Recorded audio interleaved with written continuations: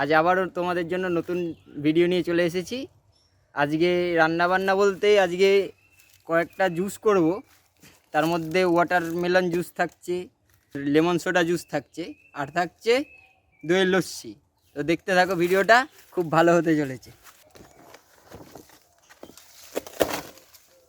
কলা পাতা কাটা হয়ে গেছে আমাদের, এবার যাওয়া যাক। তো বন্ধুরা, এই যে আমাদের কলা পাতা ধোয়া হচ্ছে। চলো তাড়াতাড়ি কলা পাতাটা ধুয়ে নিয়ে হয়ে যাক।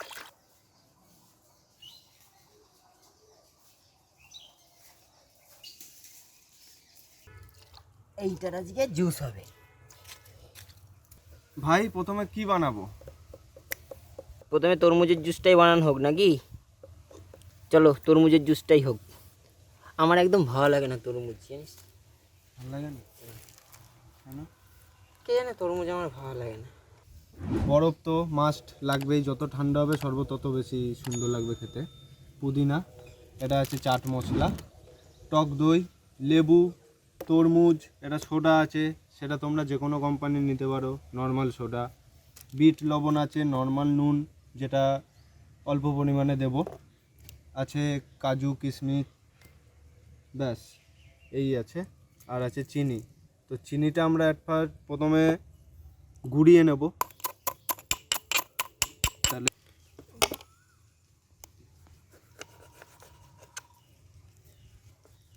তো আমরা গার্নিশিংয়ের জন্য এরকম গোল গোল কিছু, তিনটে যখন বানাবো অর্থাৎ তিনখানা এরকম স্লাইস প্রথমে কেটে রাখছি।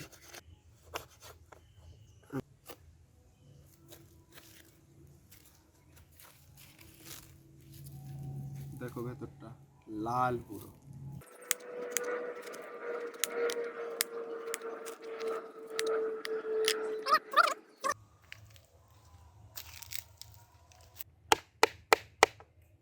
কুচো কুচো করে কাটা, আর এই মিক্সিতে করে এনেছি, এটা ঘুলিয়ে এনেছি।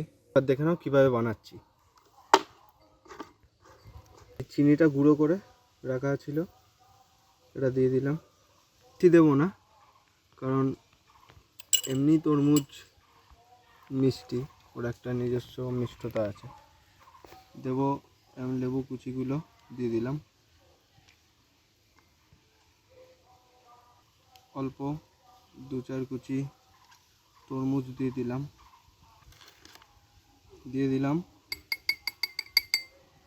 বিট লবণ। এভাবে স্ম্যাশ করব, হালকা হালকা করে স্ম্যাশ করে নেব। এবার দিয়ে দেব সোডা, অল্প পরিমাণে দিলাম, তরমুজের জুসটা, বেশ তরমুজ দিয়ে দিলাম আমরা, আর দিয়ে দেব তরমুজের শরবত রেডি। তো আমরা ভেবেছি যে এর মধ্যে আজকে জুসটাকে ঢালবো। এটা বানানো তোমাদের এই কাঁচের গ্লাসে, দেখতে ভালো লাগবে সেই কারণে দেখালাম।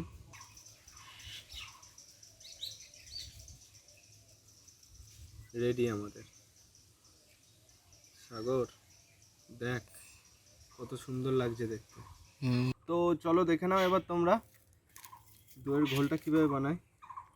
তো দইটা ঢেলে দিই, এখানে কোনো জলের ব্যবহার হবে না। এই বরফের কিউব আছে, দিয়ে দিলাম এতে চিনির গুঁড়ো, একটু বেশি পরিমাণেই দেবো, যা আছে দিয়ে দিই। পরিমাণে লবণ দিয়ে দিলাম, বিট লবণ। খুব সুন্দরভাবে ঘোলাবো এরমভাবে।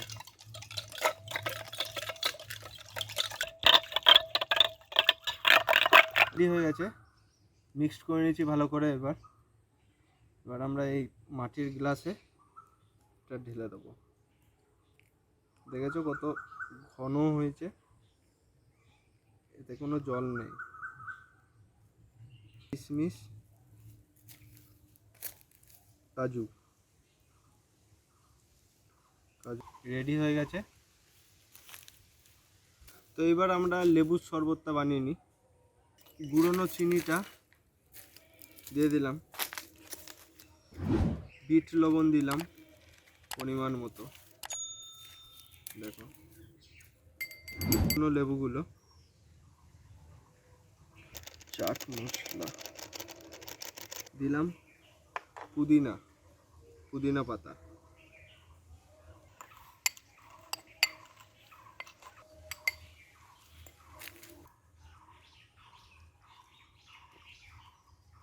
একসাথে রেডি, লেবুর শরবত রেডি হয়ে গেল।